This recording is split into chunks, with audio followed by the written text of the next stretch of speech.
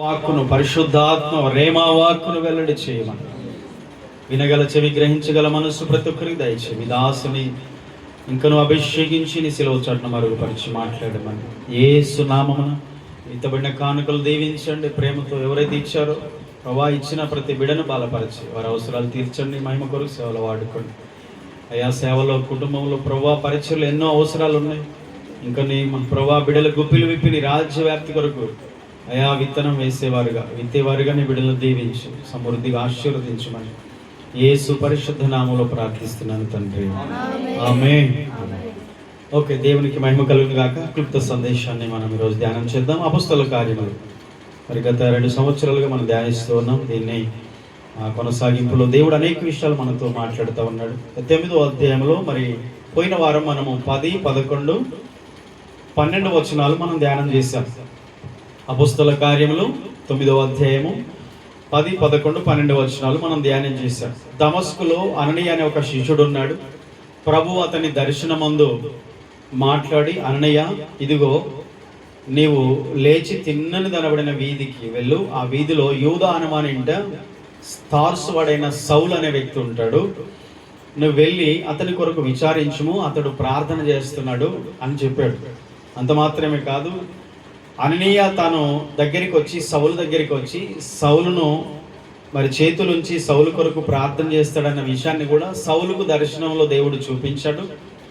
Same అదే అననీయతో ప్రభువు చెప్తా ఉన్నాడు. అదే విషయాలు క్లారిటీగా దేవుడు చూపిస్తూ ఉన్నాడు. ఇవన్నీ ప్రభువు చెప్పిన తర్వాత అననీయ ఏం మాట్లాడుతున్నాడు? 13వ వచనం. అందుకు అననీయ, ప్రభువా, ఈ మనుషుడు యెరూషలేములో నీ పరిశుద్ధులకు ఎంతో కీడు చేసి ఉన్నాడు. అతని గూర్చి అనేకుల వలన వింటిని. చూసారా, దేవుడు ఏది చెప్పినా దాని తర్వాత కొంచెం మనకు పరిస్థితులను బట్టి, అక్కడ ఉన్నటువంటి సిచ్యువేషన్ బట్టి, వాటిని బట్టి దేవుని మాట మన దగ్గరికి వచ్చినా, దేవుని వాగ్దానం వచ్చినా, కొన్నిసార్లు దేవుని యొక్క పిలుపు వచ్చినా, మాట వచ్చినా మనకు సందేహం అనేది కలుగుతూ ఉంటుంది. అందుకనే ఇది సహజమే. ఇది ఎక్కడి నుండి స్టార్ట్ అయింది తెలుసా? అవ్వ దగ్గర నుండి, ఆదాం దగ్గర నుండి స్టార్ట్ అయింది. దేవుడు ఆదాముకు చెప్పాడు. ఆదాము, హవ్వ దేవుని మాట సంపూర్ణంగా విన్నారా, లోబడ్డారంటే లేదు. వేరొకరు వేరే మాట చెప్పినప్పుడు వెంటనే సందేహము ఏర్పడింది, అనుమానం ఏర్పడింది. దేవుడు చెప్పినవన్నీ అప్పటి వరకు బాగానే వింటూ వింటూ వింటూ వచ్చారు. ప్రతిదినం ఫ్రెండ్షిప్ చేస్తున్నారు, దేవునితో స్నేహం సహవాసం చేస్తూనే ఉన్నారు. అయినా సడన్గా ఒక అపరిచితుడు వచ్చి ఒక మాట చెప్పగానే సందేహం స్టార్ట్ అయింది. అప్పటి వరకు దేవుని మాట బాగానే వింటారు. సడన్గా ఒకడు వచ్చాడు, సర్పం, సాతాను వచ్చాడు. దేవుడు ఇలా చెప్పాడు కానీ అలా కాదు, మీకు నిజం చెప్పలేదు, అబద్ధం చెప్పాడు అని చెప్తే వెంటనే ఇప్పటి వరకు దేవుని మాట విన్న వాళ్ళు ఏ మాట వింటున్నారు ఇప్పుడు? వెంటనే. అంటే సందేహము, అనుమానము, దేవుని మాట మీద సందేహం, అనుమానం అనేది అది మొదటి మానవుల నుండే స్టార్ట్ అయ్యింది. దేవుడు ఇంతగా క్లారిటీగా చెప్పాడు, అననీయతో చెప్పాడు, ఇగో పలానా వీధిలో పలానా ఇంట్లో సౌలు అనే వ్యక్తి ఉన్నాడు, అతని దగ్గరికి వెళ్ళు, అతని మీద చేతులు ఉంచు, అతని కొరకు ప్రార్థన చేయి, అతడు ఇప్పుడు ప్రార్థన చేస్తున్నాడు అని అడ్రస్తో సహా అతడు ఏం చేస్తున్నాడో మొత్తం క్లారిటీగా దేవుడు చెప్పిన తర్వాత అననీయ వింటున్నాడు. కానీ ఒక సందేహం ఏర్పడింది. ఎందుకనంటే సౌలు యొక్క గత స్థితి. సరే, ఇప్పుడు ప్రార్థన చేస్తున్నాడు యూదా అనుమాని ఇంట్లో, కానీ గతంలో ఏం చేశాడు? ప్రార్థన చేసే వాళ్ళనే హింసించాడు. నమ్మశక్యం కావట్లేదు. సౌలు ప్రార్థన చేయడం ఏంటి? చాలా మంది అనుకుంటారు, ఓహో వీళ్ళు ఇప్పుడు ప్రార్థనకి వెళ్తున్నారు, వీళ్ళు దేవుని నమ్ముకున్నారు, వీళ్ళు మారారా? నేను నమ్మను. వీళ్ళు ప్రార్థన చేస్తున్నారంటే నేను నమ్మను అన్నట్టు అనిపిస్తుంది కొంతమంది. కానీ మార్చేవాడు దేవుడు. సౌలును పౌలుగా మార్చగలిగిన వాడు దేవుడు. ఎలాంటి వ్యక్తినైనా మార్చగలిగిన వాడు దేవుడు. అయితే దేవుడు చేసేవి కొన్నిసార్లు మనకి ఇలాగే అనిపిస్తాయి, ఇది జరగదు అని మనకు అనిపిస్తుంది, కానీ దేవుడు దాన్ని జరిగించి చూపిస్తుంది. కొన్నిసార్లు మనకే నమ్మకం కలగదు. మనమే నమ్మలేని పరిస్థితి ఏర్పడుతుంది. కానీ ఈరోజు మనం నేర్చుకోవాల్సిన విషయం ఏంటంటే దేవుడు గతాన్ని కూడా మార్చగలడు, భవిష్యత్తును మారుస్తాడు, గతాన్ని కూడా మారుస్తాడు. ఇక అంతేలే, ఇక అంతే, వాళ్ళ బ్రతికి అంతే. సౌలు జీవితం అంతే. ఇక సౌలు ఎవడు మార్చాడు, సౌలు ఎవడు బాగు చేయలేడు. ఇక సౌలు బ్రతికి అంతే, సౌలు జీవితం అంతే. సౌలు అంటే ఇగో ఇది అని చెప్పి ముద్ర వేసిన దేవుడు దాన్ని చెరిపి మనుషుల ఆలోచనలకు అందనంతగా దేవుడు వ్యక్తుల జీవితాల్లో కార్యాలు చేస్తాడని మనకి ఈ పాఠం, ఈ వచనం నేర్పిస్తుంది. హల్లెలూయా. అందుకు అననీయ, ప్రభువా, ఈ మనుషుడు యెరూషలేములో నీ పరిశుద్ధులకు ఎంతో కీడు చేసి ఉన్నాడు, అతని గురించి అనేకుల వల్ల నేను విన్నాను. ఏం చెప్తున్నాడు ప్రభుకి? అతని గురించి నీకు తెలియదు ప్రభువా, అతడు ఇదిగో ఇలాంటి వ్యక్తి, నీ పరిశుద్ధులను యెరూషలేములో ఎంత హింసించాడు, ఈడ్చుకెళ్ళాడట. సౌలు ఎక్కడ ప్రార్థన చేస్తున్నారో ఆ గుంపు దగ్గరికి వెళ్ళి వాళ్ళని కొట్టి హింసించి మరలా అంత మాత్రం కాదు, యెరూషలేముకి ఈడ్చుకెళ్ళాడట. ఈడ్చుకెళ్ళాడంటే మరి రథాలకు గుర్రాలకు కట్టుకొని ఈడ్చుకెళ్ళాడా, ఎంత హింసించాడో తెలియదు. అధ్యాయం 1వ వచనంలో చూస్తే, సౌలు ప్రభు యొక్క శిష్యులను బెదిరించుటయు హత్య చేయుట తనకు ప్రాణాధారమైనట్టు. ఏ ఆధారం? జీవనాధారం కాదు. వీళ్ళని ఇట్లా బాధ పెడితేనే నాకు జీవనం గడుస్తుంది అన్నది కాదు, వీళ్ళని ఇలా హింసిస్తేనే నేను బ్రతుకుతా అన్నట్టు ప్రాణాధారమైనట్టు తీసుకున్నాడట. చూస్తూ ఊరుకుంటాడు ఆయన? తన బిడ్డలకు అంత హింస కలుగుతుంటే ఊరుకోడు. అంతగా సౌలు అలాంటి విధానంలో ఉన్న దేవుడు మాత్రము సౌల్ని చూస్తూనే ఉన్నాడు. ఎవ్వరు చూడట్లేదు మనం అనుకుంటాం, నన్ను ఎవ్వరు చూడట్లేదు అనుకుంటాం. ఏం చేసినా ఆయన చూస్తూనే ఉంటాడు. ఈ విషయం గుర్తుపెట్టుకోండి, ఇది చాలా లోతైన పాఠం. మళ్ళీ అటు వెళ్తే మనం ఎక్కడికో వెళ్ళాలి. బైబిల్లో పాత నిబంధనలో యోసేపు అని ఒక భక్తుడు ఉన్నాడు. ఆయన యాకోబు కుమారులలో 11వ వాడు. గొర్రెలు మేపిన, తండ్రి గొర్రెల మంద కాడికి వెళ్ళినా, సహోదరు దగ్గరికి వెళ్ళినా, ఆ తర్వాత ఆయన చెరసాల్లో వేయబడిన, పోతిఫర్ ఇంట్లో ఉన్న, ఐగుప్తుకి అధికారి అయినా, తన జీవితం ఏ స్థితిలో ఎలాంటి పరిస్థితుల్లో ఉన్నా యోసేపు దేవుడు నన్ను చూస్తున్నాడు అన్న కాన్సెప్ట్తోనే బ్రతికాడు. అందుకనే ఎన్ని ఆఫర్స్ వచ్చినా, ఎన్ని అవకాశాలు వచ్చినా ఛాన్స్ ఇవ్వలేదు. లైఫ్ చేంజ్ అయిపోతుంది. పోతిఫర్ భార్యకు ఒక్క మాటకు, ఆ మాటకు సమ్మతిస్తే చాలు, యోసేపు బానిస బ్రతికెలా లగ్జరీ లైఫ్ అయిపోతుంది. ఒక్క అవకాశం ఇస్తే చాలు, యోసేపు జీవితమే మారిపోతుంది. ఆలోచించారా? అయినా సరే ఎలా బ్రతికాడు ఆయన? దేవుడు నన్ను చూస్తున్నాడు అన్న కాన్సెప్ట్తోనే బ్రతికాడు. సౌలు ఏం చేస్తున్నా నన్ను ఎవరు చూడట్లేదు, నాకు ఎవరు తిరుగులేరు, నాకు అసలు అడ్డు లేదు అన్నట్టు బ్రతికాడు. కానీ ఎవరు చూస్తున్నారు? నరుని మార్గములు యెహోవా ఎరుగును, వాని నడతలన్నిటిని ఆయన బాగుగా గుర్తించును. చెప్పండి, నరుని మార్గంలో ఎవరు ఎరుగుతారు? నరుని మార్గంలో నరులు ఎరగకపోవచ్చు, మనుషులు ఎరగకపోవచ్చు. నరుని మార్గము ఇంకొక నరుడు, ఇంకొక మనుషుడు ఎరగకపోవచ్చు. నేను చేసేది నీకు తెలియకపోవచ్చు, నువ్వు చేసేది ఇంకొకరికి తెలియకపోవచ్చు, మనం చేసేది పక్కన వాళ్ళకి తెలియకపోవచ్చు. కానీ ఎవరు ఎరుగును? దేవుడు ఎరుగును. ఆయన చూస్తాడు కాబట్టి ఆయన మారుస్తాడు, ఆయన సరి చేస్తాడు, ఆయన సమకూరుస్తాడు, ఆయన స్థిరపరుస్తాడు. చెప్పండి ఆమేన్. నా పరిస్థితులన్నీ ఎవరు ఎరుగును? ఆయన అన్నిటినీ చక్కబరుచును. చెప్పాలి, ఎప్పుడు చెప్పుకోవాలి మనం. ఆ మాటలు మన హృదయంలో ఎప్పుడు కూడా మెదులుతూ ఉండాలి. కాబట్టి సౌలును చూస్తూ చూస్తూ చూస్తూ ఒకరోజు దమస్కు పట్టణం దగ్గరికి వెళ్ళాడు. అక్కడ ఒక ప్రార్థన గుంపు ఉంది, చిన్న మంద దేవుని బిడ్డలను బాధ పెట్టడానికి వెళ్తున్నాడు. దేవుడు చూస్తున్నాడు. అప్పుడు తీసుకున్న రైట్ టైం, అప్పుడు అడ్డగించాడు. ఆకాశంలో గొప్ప వెలుగు సౌలు మీదకి వచ్చినప్పుడు ఆయన కింద పడిపోయాడు. 2 కళ్ళు కనిపించుకుంటాయి. దేవుడు అలాంటి వ్యక్తులు మారుస్తాడు. ఇప్పుడు ఈ వచనంలోంచి నేను చెప్పాలనుకున్న 2 మాటలు ఒక్కసారి గమనించండి. అననీయ ఏం చెప్తున్నాడు సౌలు గురించి? రిమార్క్స్ చెప్తున్నాడు. అననీయ ఏం చెప్తున్నాడు సౌలు గురించి? మంచి చెప్తున్నాడా? లేదు, వాస్తవమే చెప్తున్నాడు. అంటే అతడు ఉన్న పరిస్థితిని చెప్తున్నాడు. కానీ అతడు మంచివాడుగా మారాడు. అతడు దేవుడికి ఇప్పుడు ఎన్నికైన వాడు, దేవుడు ఏర్పరచుకున్నవాడు, దేవుడిని పిలుపును పొందినవాడు, దేవుడిని దర్శనం పొందినవాడు, దేవుని కృపను పొందినవాడు. ఇప్పుడు అతడు మూర్ఖుడు కాదు, ఇప్పుడు అతడు హింసకుడు కాదు, హానికరుడు కాదు. ఇప్పుడు ప్రాణం తీసిన వాడు, ప్రాణం పెట్టేవాడుగా మార్చబడ్డాడు. దేవుడు సైలెంట్ గా పనిచేస్తున్నాడు, నిశ్శబ్ద కాలం. మనుషులది గ్రహించరు, మనుషులది ఆలోచించరు చాలాసార్లు. ఆ విషయం అననీయకు తెలియక మాట్లాడినప్పుడు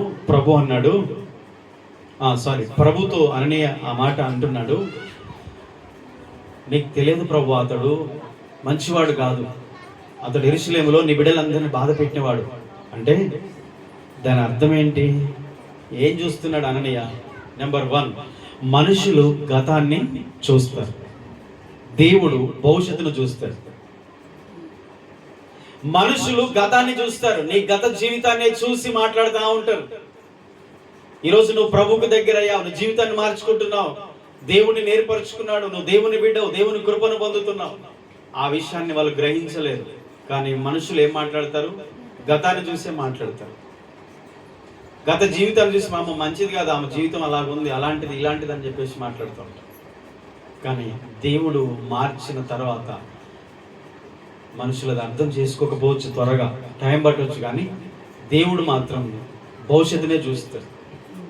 ప్రజెంట్ మనం ఎలా ఉన్నామో మనుషులు చూసి మాట్లాడతారు, కానీ దేవుడు మనం భవిష్యత్తులో ఎలా ఉండబోతున్నామో ముందు చూసి దేవుడు మాట్లాడతారు. హల్లెలూయా.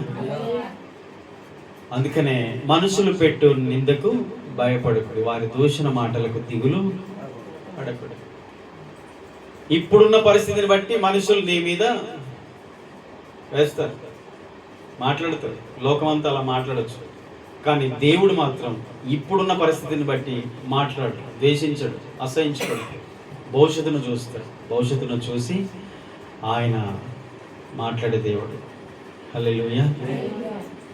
దావీదును రాజుగా అభిషేకించడానికి తండ్రికి ఇష్టం లేదు, అన్నలకి ఇష్టం లేదు. చివరికి అభిషేకించడానికి వెళ్ళిన సమయలు కూడా ఇతడా, ఈ పిల్లోడు ఇజ్రాయెల్కి రాజా అన్నట్టు చూస్తారు. మనుషులు ఏం చూస్తారు? పైరూపం చూస్తారు. దేవుడు అప్పుడు అన్నాడు, మనుషులు పైరూపం చూస్తారు, కానీ యెహోవా హృదయాన్ని లక్ష్య పెట్టే దేవుడు. నేను మనుషులు చూసినట్టే చూడను, నేను మనుషులు పైరూపాన్ని చూస్తారు, నేను హృదయాన్ని చూస్తాను. భవిష్యత్తులో దావీదు ఎంత గొప్ప రాజో దేవుడు భవిష్యత్తును చూస్తున్నాడు, కానీ తన తండ్రి సహోదరులు అందరూ ఏం చూస్తున్నారు? ఈడ గొర్రెలు కాసుకుని అడవిలో గొర్రె పిల్లలతో తిరిగాడు, ఈ రాజు ఎట్లయితాడు అని చెప్పేసి మనుషులు ప్రజెంట్ సిచ్యువేషన్ చూసి మాట్లాడు. ఏం నేర్చుకుంటున్నారు? ఇప్పుడున్న పరిస్థితులను బట్టి ఏడవకండి, కృంగిపోకండి, ఇప్పుడున్న దాన్ని బట్టి ఆలోచించకండి. దేవుడు భవిష్యత్తులో నీ కొరకు ఉద్దేశించిన ఆ సంగతులను దృష్టిలో ఉంచుకొని దేవుని స్తుతించి సంతోషంగా ఉండండి. యెహోవా యందు ఆనందించడం వల్ల మీరు బలము, యెహోవా యందు ఆనందించడం వలన మీరు బలము పొందుదురు. కాబట్టి దేవుని యందు ఆనందించండి. ఇబ్బందులు వచ్చినా, కష్టాలు వచ్చినా, అనారోగ్యతలు వచ్చినా, శ్రమలు వచ్చినా, నిందలు అవమానాలు వచ్చినా, కీడులు నష్టాలు వచ్చినా, కుటుంబంలో పరిస్థితులన్నీ తలకిందులైన అల్లకల్లమైన మీరు ప్రభునందు విశ్వాసం ఉంచున్నారు, ఆయన యందు ఆనందించండి. దేవుడు భవిష్యత్తును చూస్తున్నాడు, ఇప్పుడున్న పరిస్థితులు మీరు చూస్తారు, కానీ దేవుడు మీ భవిష్యత్తును చూస్తారు. ఆయన యందు నమ్మిక ఉంచండి. యెహోవా యందు నమ్మిక ఉంచువానికి కృప ఆవరిస్తుందంట. యెహోవా యందు నమ్మిక ఉంచువాన్ని ఆయన కృప ఆవరిస్తుంది. ఎప్పుడు మనం ఆయన మీద డిపెండ్ అయిపోతున్నామో, నమ్మకం ఉంచుతున్నామో, వెంటనే ఆయన కృప మనల్ని ఆవరిస్తుంది, కృప మనల్ని బలపరుస్తుంది. రెండో విషయం ఏంటంటే, అననీయ హింసకుడైన సౌలును చూశాడు, దేవుడు మాత్రం ప్రపంచానికి సువార్తను ప్రకటించే పౌలును చూస్తున్నాడు. అననీయ ఎవరిని చూస్తున్నాడు? ప్రభు చెప్పగానే సౌలును చూస్తున్నాడు, సౌలు యొక్క బ్యాక్గ్రౌండ్ చూస్తున్నాడు, సౌలు క్రియలు చూస్తున్నాడు, సౌలు యొక్క ప్రవర్తన, సౌలు యొక్క విధానం. సౌలు అంటే అమ్మో భయం భయం భయం. యెరూషలేము చుట్టుపక్కల ప్రాంతాల్లో కూడా సౌలు అంటే భయం. అంత భయంకరుడుగా, అంటే అంత హింసకుడుగా, హానికరుడుగా, తన పేరు చెప్తేనే సౌలు వస్తున్నాడు అంటేనే క్రైస్తవులు భయపడేవారు. చంపుతాడు కాబట్టి, హింసిస్తాడు కాబట్టి. అననీయ సౌలును చూస్తున్నాడు, కానీ దేవుడు ఏం చూశాడు? ప్రపంచానికి గొప్ప సువార్థికుడుగా మారబోతున్న పౌలుని దేవుడు చూస్తున్నాడు. దేవుడు చూసే చూపు వేరు, మనుషులు చూసే చూపు వేరు. మనుషులు చూసేది వేరు, దేవుడు చూసేది వేరు. అందుకనే మనము దేనికి భయపడకుండా దేవుని యందు నమ్మిక ఉంచుదాం. హల్లెలూయా. మూడవది దేవుడు శత్రువులు కూడా తన సేవకులుగా మార్చగలడు. హల్లెలూయా. ఎవరైతే ఆయనకి వ్యతిరేకంగా ఉన్నారో, ఎవరైతే ఆయన పనిని అడ్డగిస్తున్నారో, ఎవరైతే ఆయన సేవను సువార్తను పాడు చేస్తున్నారో, సంఘాన్ని హింసిస్తున్నారో, ఎవరైతే శత్రువుగా ఉన్నారో వారిని దేవుడు మిత్రుగా మారుస్తాడు, స్నేహితుడిగా మార్చుకుంటాడు. అంత మాత్రమే కదా, ఆయన సేవకుడిగా మారుస్తాడు. ప్రభువును హింసించి, ప్రభు బిడ్డలు హింసించేవాడు, ఆయన సేవను బాధ పెట్టేవాడు, పరిచర్ని సంఘాన్ని బాధ పెట్టేవాడు, ఆయనకు సేవ చేసే కాలం దగ్గర పడుతుందన్న విషయం అతనికి తెలియదు. ఎంతో మంది సాక్ష్యాలు ఉన్నాయి. నేటికి కూడా ఎంతో మంది ఫ్యాక్షనిస్టులు మారుతున్నారు, నరహంతకులు, ఎంతో మంది సమాజాన్ని పీడించి బాధ పెట్టి ప్రజలకు వేదనకరంగా ఉన్న వ్యక్తులు కూడా మార్చబడి దేవుని సేవకులుగా ఈరోజు ఉన్నారు. ఎంతో మంది సాక్ష్యాలు, ఎంతో మంది జీవితాలు అలా మార్చబడ్డాయి. దేవుడు అంతా గొప్ప దేవుడు. హల్లెలూయా. మనం ఆయన నమ్మిక ఉంచే వర్ధిల్లుతాం. నమ్మిక ఉంచితే మనం వర్ధిల్లుతాం. పరిస్థితులన్నీ ప్రతికూలంగానే మన ముందు ఉంటాయి. మన ముందంతా ప్రతికూలతే ఉంటుంది, కానీ ప్రతికూలతలో నడిపించే దేవుడు, శ్రమలలో నడిపించే దేవుడు. ఎందుకో తెలుసా? అగ్నిగుండంలో కూడా ఆయన తన బిడ్డలతో నడుస్తాడు. అగ్నిగుండంలో పడేసిన అగ్ని మధ్యలో ఆయన బిడ్డలతో ఆయన నడిచే దేవుడు. మరి ఆయనని మనం కలిగి ఉన్నాం, మనం ఆయన బిడ్డల. ఈరోజు అననీయ ఒక్క నెగిటివ్గా ఆలోచిస్తున్నాడు, కానీ దేవుడు ఆలోచించే విధానం వేరు. కొన్నిసార్లు మనకు కూడా అలాంటి ఆలోచనలు మనం ఉండొచ్చు. అమ్మో సౌలా అంటే భయం, ఆయన దగ్గరికి వెళ్ళాలా అంటే భయం, ప్రార్థించాలా అంటే భయం. ప్రభుకే ఫిర్యాదులు చేస్తున్నాడు. ప్రభు ఆయనకి తెలుసా అననీయ సౌలు అంటే నీ పరిశుద్ధులు హింసించిన వాడు, ఇప్పుడు అతని దగ్గరికి నన్ను వెళ్ళమంటున్నాను అంటే కొన్ని ఆంక్షలు పెట్టుకుంటారు మనుషులు. వాళ్ళ దగ్గరికి వెళ్ళొద్దు, వాళ్ళు మంచోళ్ళు కాదు, వాళ్ళు అట్లా వీళ్ళు ఇట్లా అని కొంతమంది దూరంగా ఉండిపోతూ ఉంటారు. కానీ దేవుడు వారిలో ఉంచినటువంటి మార్పును, ప్రేమను, దేవుని యొక్క కృపను వాళ్ళు గ్రహించలేరు. చాలాసార్లు గ్రహించలేరు. వింటున్నారు? ఇర్మియా 29:11 ఒకసారి చదవండి. ఇర్మియా గ్రంథం 29:11 29:11 ఇర్మియా. దేవుడు తన శత్రువులు కూడా తన సేవకులుగా మార్చగలడు. ఇర్మియా గ్రంథం 29:11.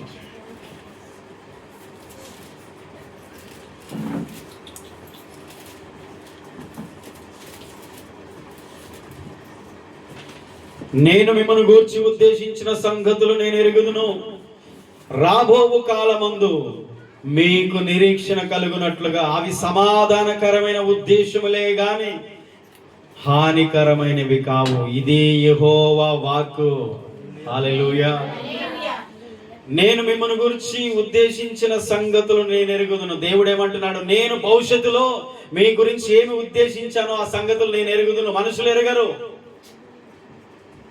మనుషులు ఎరగకపోవచ్చు నీ గురించి, మనుషులు నీ గురించి తెలుసుకోకపోవచ్చు, తెలియకనే మాట్లాడతారు. భవిష్యత్తులో దేవుడు నీ పట్ల కలిగిన ఉద్దేశం వారికి తెలియకపోవచ్చు.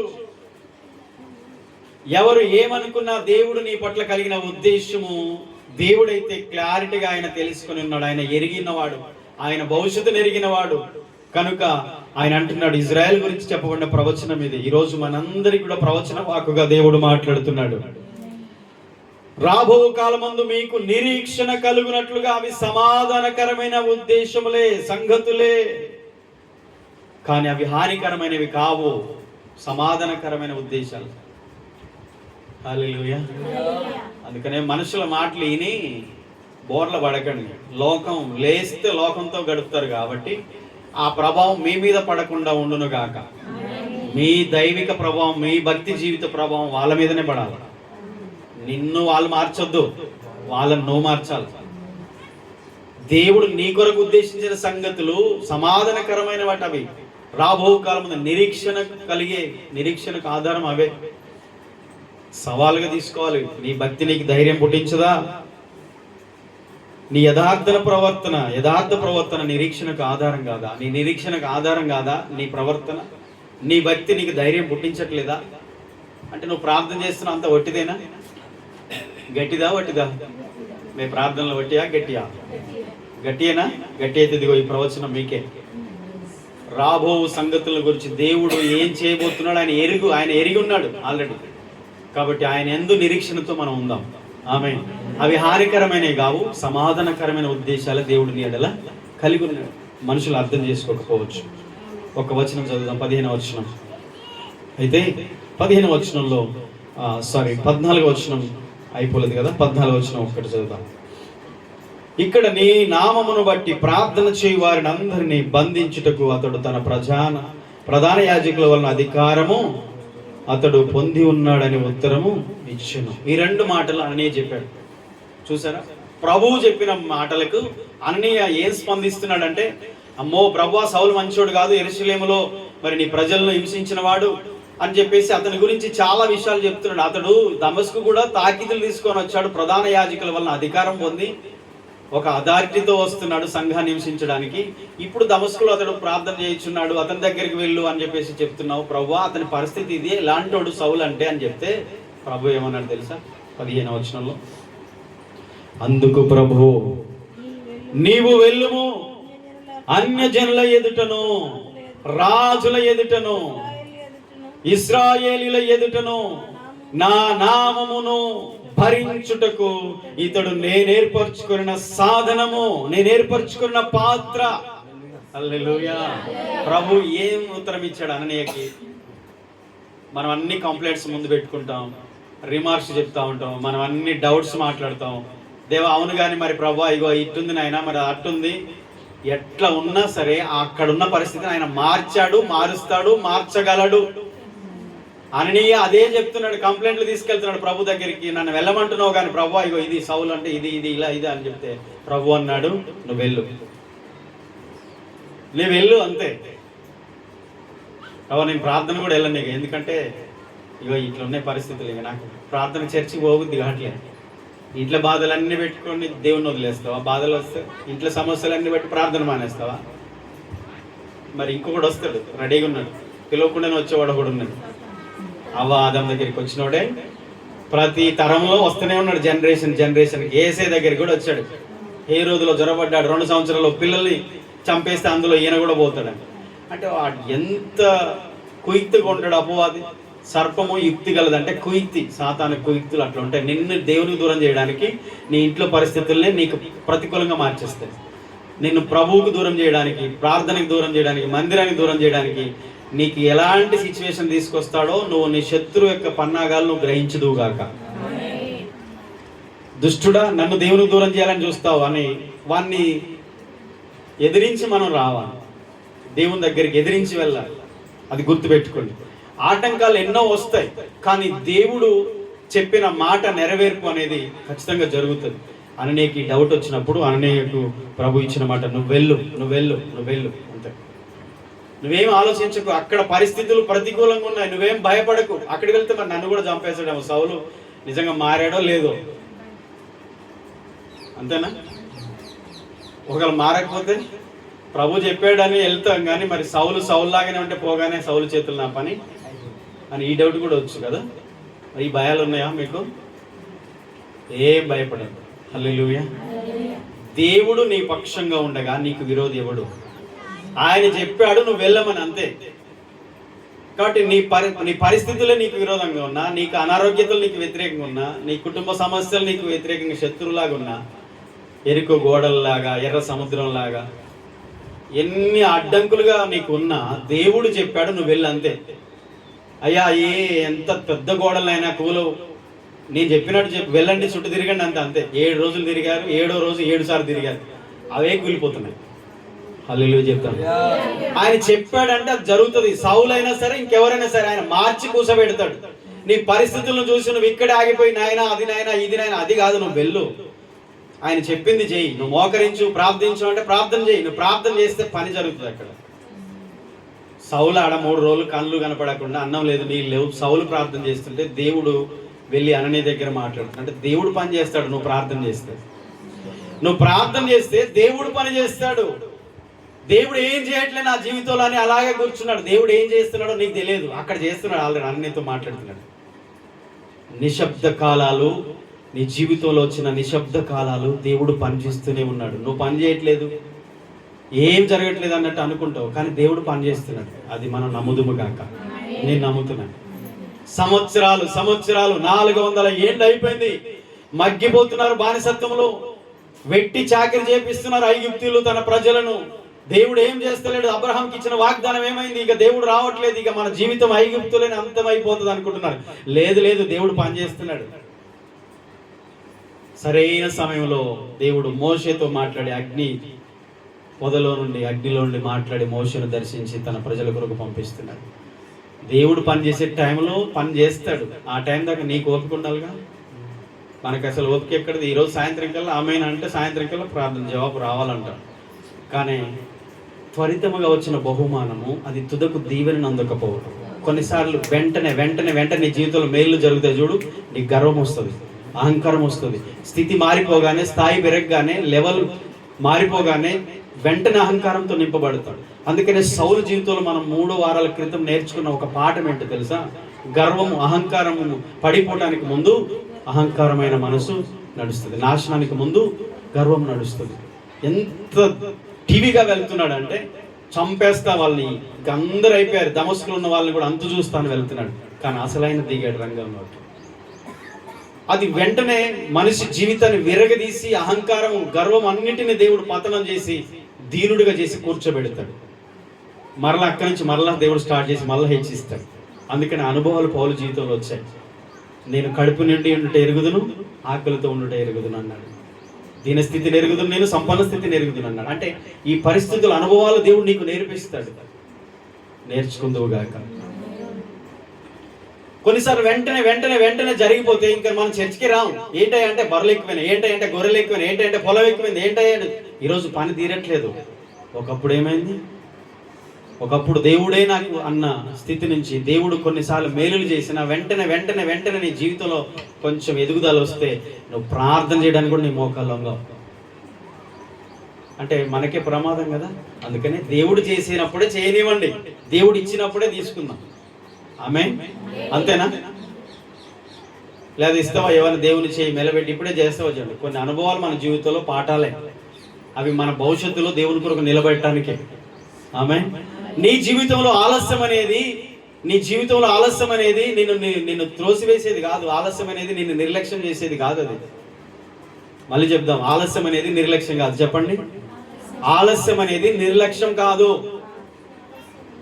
దేవుడు సరైన సమయంలో ఆయన చేస్తాడు. ఆయన మాటలు వాటి కాలమందే నెరవేరుతాయి.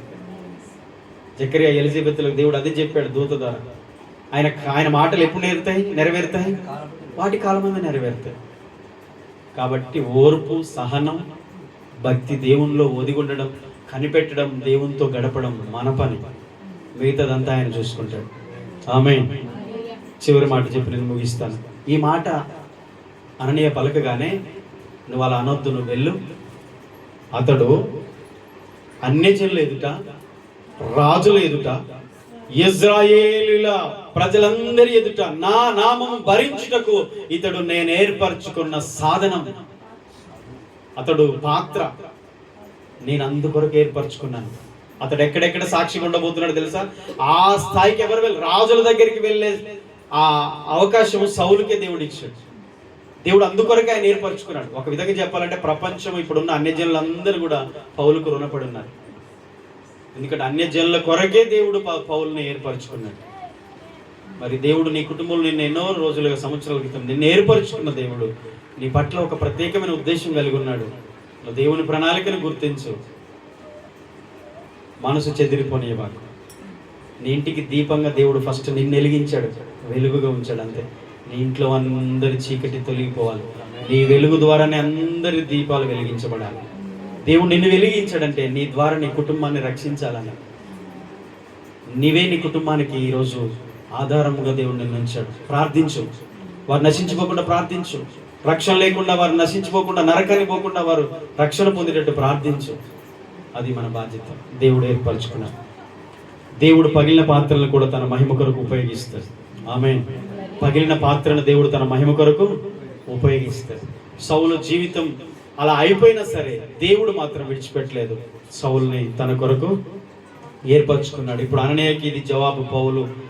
దేవుడు అననీయకి పౌలు గురించి చెప్తున్నాడు. రెండవది, సౌలు తనను తాను ఎన్నుకోలేదు, దేవుడే ఎన్నుకున్నాడు. దేవుడు ఏర్పరచుకున్న పాత్ర. దేవుడు నిన్ను ఏర్పరచుకున్నాడు, దేవుడు నిన్ను ఎన్నుకున్నాడు. ఆ విషయం గుర్తించు. మూడవది, అతని గతం అతని పిలుపుకు అడ్డు కాలేదు. సౌలు ఎలాంటి వాడు మనుషులందరూ చూస్తున్నారు.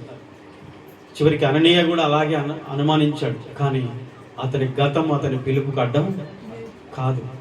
గతాన్ని గురించి మనుషులు దేశించిన కొన్నిసార్లు మన గతాన్ని గురించి మనల్ని నిందించుకున్నా. దేవుడు ఏర్పరచుకున్నాడు మన గతము. మన దేవుని మార్గంలో నడవడానికి అది అడ్డు కాలేదు, కాకూడదు కూడా. గత జీవితం ఏది కూడా నీకు దేవునిలో ముందుకు సాగడానికి ఆటంకం కాకూడదు. ఆమేన్. దేవుడు ఎవ్వరిని కూడా వారి గతం ఆధారంగా శాశ్వతంగా తిరస్కరించాడు. అననీయకి ఇది అర్థమవుతుంది. దేవుడు చెప్తున్నాడు. గతాన్ని గురించి అననీయ మాట్లాడుతున్నాడు, కానీ దేవుడు ఆ గతాన్ని దృష్టిలో పెట్టుకొని దేవుడు తిరస్కరించట్లేదు. అననీయతో మాట్లాడుతున్నాడు. దేవుడు సౌలును ఏర్పరచుకున్నాడు. గతము ఆధారంగా శాశ్వతంగా అతన్ని తిరస్కరించలేదు. తన కొరకు ఒక పాత్రగా సాధనంగా వాడడానికి దేవుడు అతన్ని ఏర్పరచుకున్నాడు. దేవుడు పిలిచిన వారిని మనుషులు తిరస్కరించవచ్చు, కానీ దేవుడు మాత్రం తిరస్కరించడు. ఆమేన్. కాబట్టి దేవుడు నిన్ను పిలిచాడు, ఈ ఊర్లోంచి నిన్ను ఏర్పరచుకున్నాడు. ఆ రోజు సౌలుని ఏర్పరచుకున్నాడు. ఆ సౌలు జీవితాన్ని చాలా మంది నమ్మలే. ఇంతకీ అపోస్తలులు ఉన్నారే, పేతురు, యోహాను, ఇంకా మొత్తం శిష్యులందరూ, వారు కూడా నమ్మలే. విచిత్రం. నెక్స్ట్ అధ్యాయం నెక్స్ట్ కింది వచనాలకు వెళ్తే, యెరూషలేములో ఉన్నటువంటి అపోస్తలులు కూడా సౌలుని అంత ఈజీగా నమ్మలేదు, అంగీకరించలేదు, అసలు దగ్గర రానివ్వలేదు. అంటే మంచివాడిగా మారినట్టు నటించి కూడా మరలా చేసే అవకాశం ఉందని అనుమానం. కానీ ఒక్క వ్యక్తి, సౌలు యొక్క సమీప బంధువు బర్నబా అనే ఒక వ్యక్తి 100% సౌలును నమ్మి ఆ సౌలుని చేరదీసి యెరూషలేముకు తీసుకుని వెళ్ళి మరి ఆరంభంలో సౌలుకి ఎంతో ప్రోత్సాహాన్ని ఇచ్చి ప్రతి ఒక్కరి దగ్గరికి తీసుకెళ్ళి పరిచయం చేశాడు. సౌలును అపొస్తలులకు పరిచయం చేశాడు. అటు పెద్దలకు, అటు సంఘమునకు, మరి ఎంతో మంది ప్రభుతో ఉన్నటువంటి బిడ్డలు, అప్పటి కాలంలో ఉన్నటువంటి పెద్దలు ఎంతో మందితో పరిచయం చేసి, ఇతడు మునుపు వ్యక్తి కాదు, ఇతడు ఇదిగో సౌలు ప్రభు దర్శించాడు, ఇతని జీవితం మారింది, ఇతడు ఇప్పుడు ప్రభు కొరకు ఏర్పరచుకున్న పాత్ర అని ఒక్కరు బర్నబా అనే ఒక వ్యక్తి సౌలును సపోర్ట్ చేశాడు. దేవుడు అలా వాడుకున్నాడు. మనుషులు తిరస్కరించవచ్చు, కానీ దేవుడు ఏర్పరచుకున్న వారిని మనుషులు తిరస్కరించవచ్చు, కానీ దేవుడు తిరస్కరించాడు. గతాన్ని దృష్టిలో పెట్టుకొని మనుషులు దూరం పెడతా ఉంటారు, మనుషులు తృణీకరిస్తూ ఉంటారు, కానీ దేవుడు మాత్రం అలా కాదు. మరి మీ గురించి వచ్చే ఆరోపణలు ఏవైనా సరే గతం గురించి పట్టించుకోకండి, వాటిని అక్కడ వదిలేయండి. మీరు ఇప్పుడు ప్రభు బిడ్డలు. మీరు ఎవడైనా క్రీస్తు యేసునందు నిలబడి నూతన సృష్టి. మీరు అలాగ నూతనంగా బ్రతకండి. మీ ప్రవర్తనే, మీ మారిన జీవితమే వారికి సాక్ష్యమగునుగాక. మీ మంచి మాదిరి వారికి చూపించండి. గతంలో ఇలాంటి వ్యక్తి కాదు, నేను అలాంటి వ్యక్తిని కాదు అని నీ ప్రవర్తన చూపించాలి. నోటితో చెప్పకుండా నీ జీవితంతో బోధించు. అలా జీవించండి, మీరు ఆయన ప్రణాళికను నెరవేర్చిన వాళ్ళు అవుతారు. ఆమేన్. దేవుడు మిమ్మల్ని దీవించునుగాక. కళ్ళు మూసుకుందాం, చిన్న ప్రార్థన చేద్దాం. ప్రేమగల తండ్రి స్తోత్రాలు, కృపగలిగిన మా దేవా మీకు స్తుతులు చెల్లిస్తాం. యేసయ్యా కనికరం గల తండ్రి స్తోత్రాలు. ప్రభువా, అననీయ మరి సౌలు గురించి ఎన్నో ఆలోచనలు, అనుమానాలతో ఉన్నప్పుడు తండ్రి ఆ మాటల నుంచి